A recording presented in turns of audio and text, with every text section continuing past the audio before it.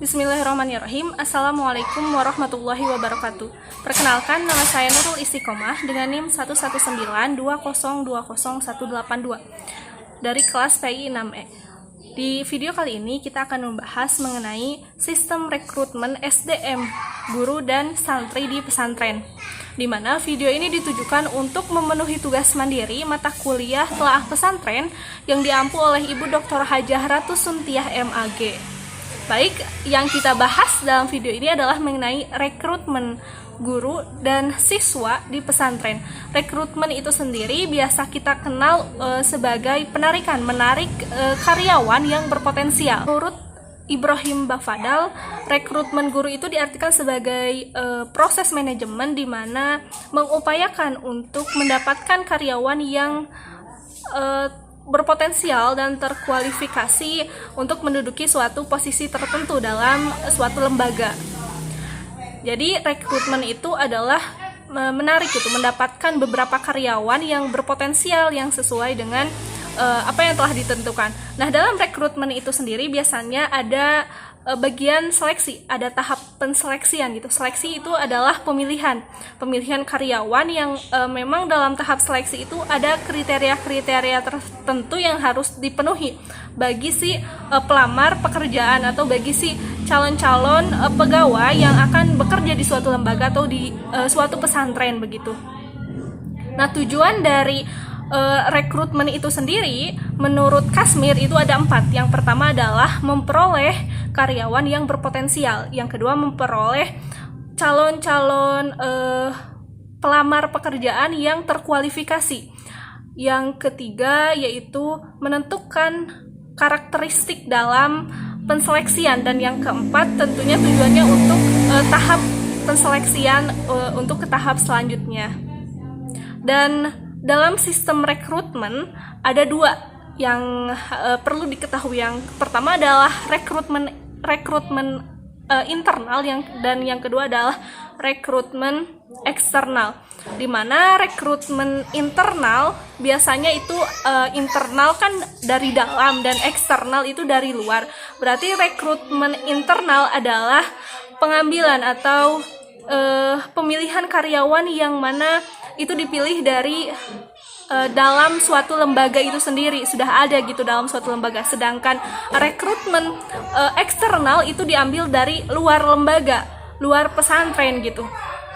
Biasanya kalau dalam pesantren nih, misalnya kalau rekrutmen internal, suatu pengambilan pegawai yang dari dalam pesantren itu sendiri biasanya diambil dari alumni ataupun dari santri-santri yang memang dipilih oleh para pengurus di situ untuk melanjutkan atau untuk mengisi posisi yang memang dibutuhkan gitu dalam pesantren tersebut. Kalau dari eksternal berarti memang tidak ada kaitannya dengan suatu pesantren atau lembaga pendidikan tertentu, itu benar-benar dari luar lingkungan pesantren itu sendiri dalam memilih atau dalam mengambil pegawai atau guru ataupun siswa. Kemudian kita akan membahas tentang sistem rekrutmen guru gitu. Nah, biasanya tahapan-tahapan pada sistem rekrutmen guru itu yang pertama yaitu penerimaan surat lamaran tentunya. Yang kedua ada psikotes, ada tes-tes yang harus dilalui oleh para pelamar ini. Dan yang ketiga ada kalau sudah lulus dalam tahap psikotes biasanya maju lagi ke tahap wawancara, di mana ada beberapa pertanyaan yang harus dipertanyakan mengenai diri sendiri kah atau mengenai tujuan dari mengikuti lamaran ini gitu, rekrutmen ini dan lain sebagainya. Kemudian apabila sudah tahapan psikotes dan wawancara dilakukan, kemudian ada tes kesehatan di mana tentunya untuk menjadi suatu pegawai, suatu guru di suatu lembaga tentu harus memiliki kesehatan yang baik gitu supaya nanti kerjanya juga dapat maksimal gitu. Dan yang terakhir setelah itu penerimaan tentunya. Kalau sudah memenuhi kualifikasi yang telah ditentukan, tentu ada penerimaan menerima dari pada karyawan itu sendiri. Setelah penerimaan biasanya ada tahap training untuk pelatihan, biasanya beberapa minggu kah atau beberapa bulan, itu tergantung kebijakan dari lembaga itu sendiri. Kemudian selanjutnya tahap rekrutmen santri.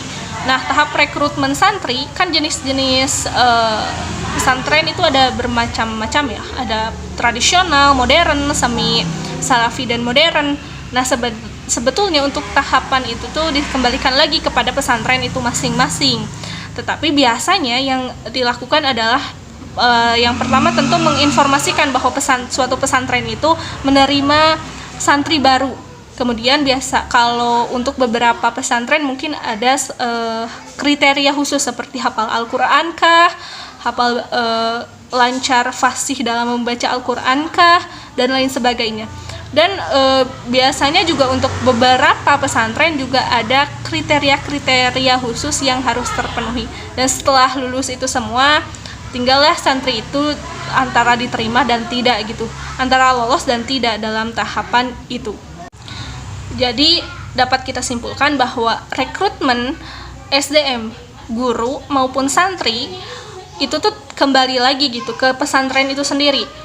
Dimana jenis pesantren kan ada pesantren tradisional, pesantren modern, dan pesantren semi tradisional modern. Dan untuk perekrutan siswa maupun guru di suatu lembaga pesantren itu dikembalikan dengan kebijakan dari pesantren masing-masing, seperti di Gontor sepertinya dengan adanya kriteria khusus yang harus terpenuhi, entah itu harus menyertakan berbagai lampiran fotokopi ijazah sepertinya nilai dan lain sebagainya. Itu kembali lagi ke pesantren masing-masing.